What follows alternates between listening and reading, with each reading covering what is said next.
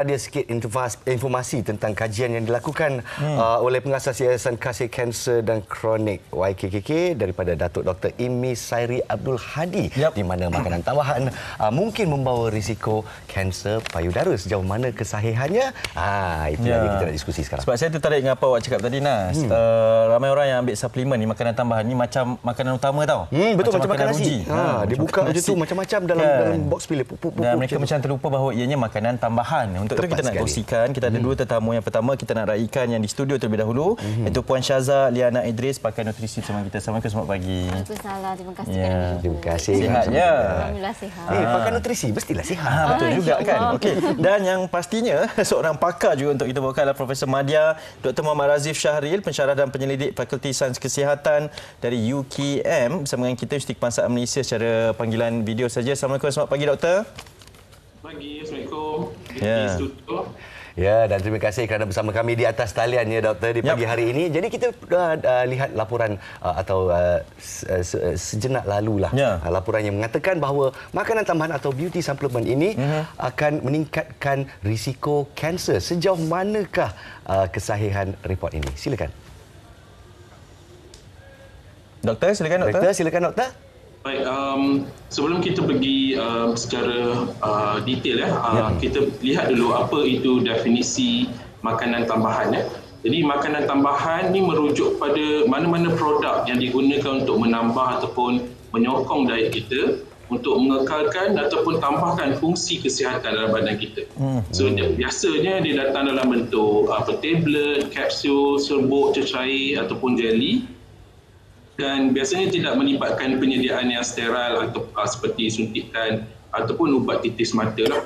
Jadi ada 3 kategori utama. Yang pertama, vitamin, mineral, asid amino, asid lemak, enzim, probiotik dan bahan aktif lain. Dan juga ada satu lagi iaitu bahan yang diekstrak daripada sumber asli termasuk haiwan dan tumbuhan. Dan kategori yang ketiga adalah dalam bentuk sumber sintetik. Sama ada dalam bentuk vitamin ataupun bahan yang diekstrak. Jadi melihat pada soalan tadi, sejauh mana makanan tambahan ni boleh memberi ataupun boleh meningkatkan risiko untuk kanser.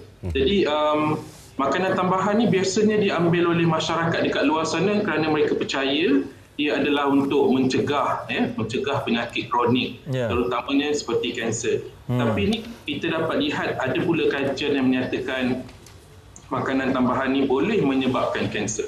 Sebenarnya menurut World Cancer Research Fund pada tahun 2018, makanan tambahan terutamanya yang mempunyai dos yang tinggi adalah tidak disarankan sebagai bahan untuk mencegah kanser. Jadi kalau kita ambil makanan tambahan dalam dos yang tinggi, dia sebenarnya bukan untuk mencegah kanser.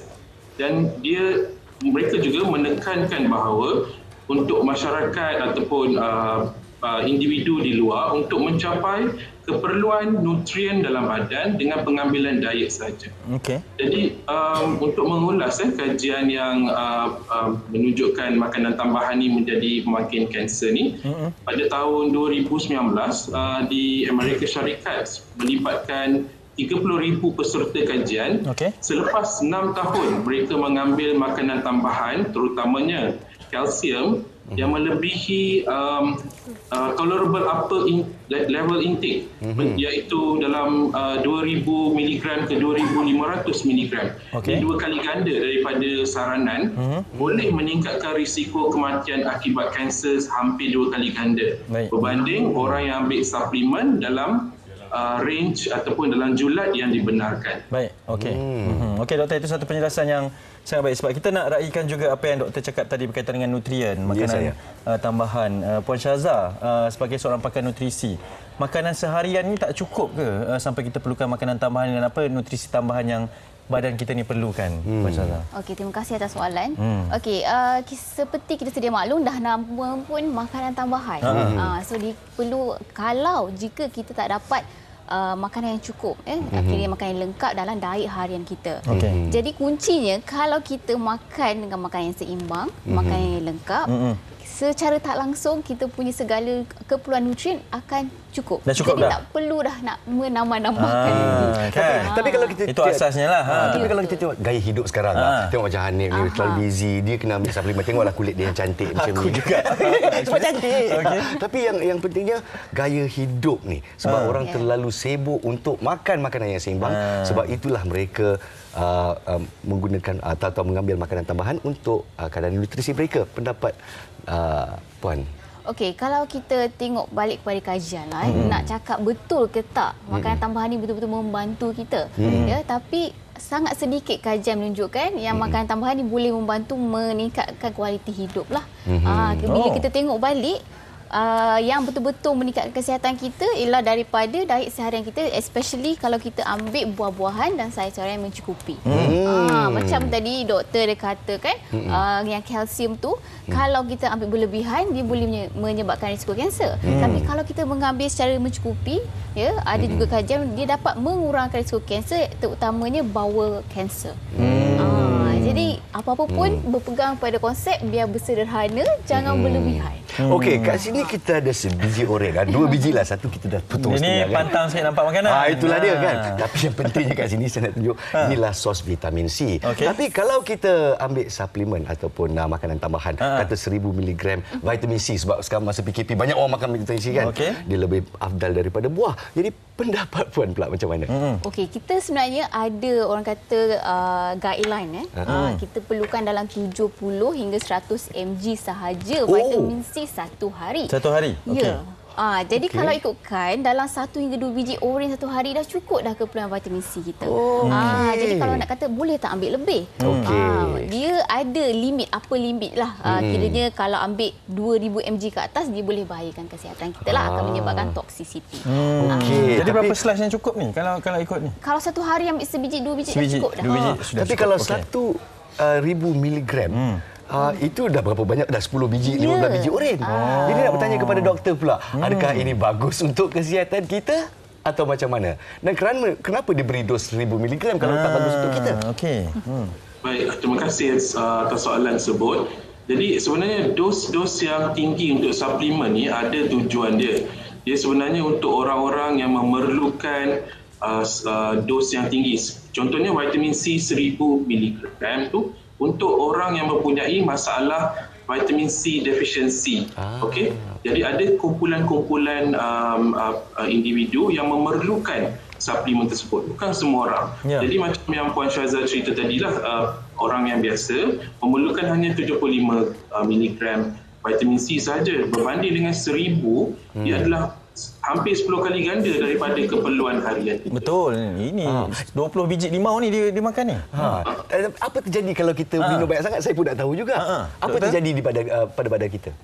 Okey, badan kita, kalau kita ambil contoh vitamin C lah, sebab setiap nutrien dia berbeza-beza cara badan kita metabolismenya. Jadi kalau vitamin C, badan kita tidak boleh menyimpan vitamin C yang berlebihan. Jadi dia akan disingkirkan melalui urin ataupun air kencing kita. Okey, baik.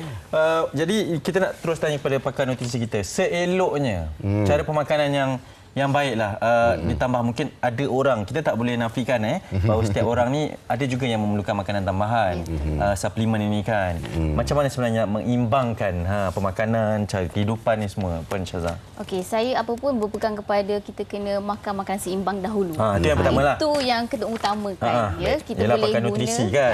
Itulah dia. Suku-suku separuh kita boleh jadikan guideline lah sebagai rujukan kita. Suku-suku separuh mana tu? Suku-suku separuh kita pinggan kita kan. Macam ni. Okey. Kita buat perumpamaan sikit. Okey. Contohnya pinggan kita saiz besar sikitlah. Ini kecil je. Bayangkan dia pinggan yang besar. Okey. Separuh tu perlu kita penuhkan dengan buah-buahan dan sayur-sayuran. Bukan nasi. Bukan nasi. Bukan. Nasi tu yang suku tu kan? Ya, betul. Suku saja. Suku nasi dan suku protein. Yang ni secara orang kata umum lah untuk orang yang mungkin bukan keperluan khas macam atlet dan sebagainya. Tapi untuk kita orang biasa boleh jadikan suku-suku separuh sebagai rujukan. Untuk suplemen jika ada masalah kesihatan tertentu ataupun ibu-ibu hamil. Jadi itu kiranya atas recommendation doktor ataupun pakar nutrisi, jadi bolehlah ambil. Okey, faham. Jadi sebab itulah pemahamannya kadang-kadang ialah kena ambil suplemen barulah terlebih sihat. Jadi adakah itu pemahaman yang boleh kita raikan juga, doktor? Adakah pemahaman sebegitu perlu kita cakap ya ataupun tidak kepada pemahaman? Kalau nak sihat kena ada makanan tambahan juga walaupun kita dah amalkan gaya hidup yang seimbang ni, doktor. Okey, saya kurang setujulah dengan pernyataan tu. Kalau kita nak sihat mesti ambil suplemen tu, saya tak setuju. Sebab kalau kita nak sihat, yang penting adalah makan secara seimbang macam pakar makanan cakap sebentar tadi. Tak semestinya melalui suplemen. Keperluan harian boleh dicapai dengan pengambilan diet yang seimbang, makanan yang segar dan sebagainya. Jadi kalau kita kira tentang pembaziran di sini, ya, kalau macam kita gunakan contoh 1000 mg vitamin C tadi. Jadi bila doktor kata dikumuhkan, maknanya apa harga yang kita beli makanan-makanan ini semua dikumuhkan, maknanya membazir begitu saja? Ya, kita boleh sebut lebih kurang begitu. Sekiranya kita memang tak memerlukan sebanyak itu suplemen. Tetapi ada juga kumpulan-kumpulan individu yang memerlukan suplemen ni, macam wanita hamil, orang yang mengamalkan makanan vegetarian, orang yang berisiko ada penyakit osteoporosis. Semua ni suplemen mereka akan disarankan oleh profesional kesihatan. Jadi ikutlah nasihat profesional kesihatan. Okey, doktor, untuk menjawab kepada perbincangan kita pada hari ini, sebenarnya jenis-jenis makanan tambahan apa yang boleh meningkatkan risiko terhadap pembentukan kanser dalam badan kita ni, doktor? Atau apa bahan aktifnya? Okey, sebenarnya makanan-makanan tambahan ni ada risiko. Satu adalah dos yang terlalu tinggi. Yang kedua adalah mempunyai bahan terlarang dalam makanan tambahan tersebut. Terutamanya yang bukanlah berbentuk nutrien, mungkin bahan aktif, yang tidak melalui kajian klinikal. Kalau kita makan ubat yang diberikan oleh doktor di hospital, ubat tersebut telah menjalani pelbagai kajian klinikal sebelum dia mula digunakan oleh pesakit. Tetapi ini tidak berlaku untuk makanan tambahan. Tiada kajian klinikal, hanya ada claims bahawa makanan tambahan ini boleh menyebabkan, boleh mencantikkan ataupun boleh mengurangkan penyakit A, penyakit B dan sebagainya. Jadi agak berisiko di situ, dan sumber untuk kejadian kanser boleh datang dari mana-mana sahaja bahan-bahan terlarang. Itulah dia, bacalah label dengan teliti. Betul. Dan belilah barangan yang mempunyai cap yang bertauliah. Jadi mungkin nasihat doktor kepada penonton-penonton MHI pada pagi ini. Silakan, doktor. Jadi bagi saya lah, bila kita nak ambil makanan tambahan ni, biasanya kita nak cantik, nak sihat. Tapi bagi saya, apa yang paling penting sekali adalah membetulkan persepsi diri. Apa sebenarnya definisi cantik dan apa definisi sihat tu. Jadi paling penting sekali adalah fokus kepada kesihatan diri. Makan makanan bersihat yang berkhasiat, kekal cergas dengan aktiviti fizikal yang bersesuaian. Setuju. Jaga kesihatan mental serta dapatkan info kesihatan yang tepat daripada profesional kesihatan yang bertauliah. Baik, hashtag itu aku suka. Betul, itu memang nasihat seorang doktor lah kan.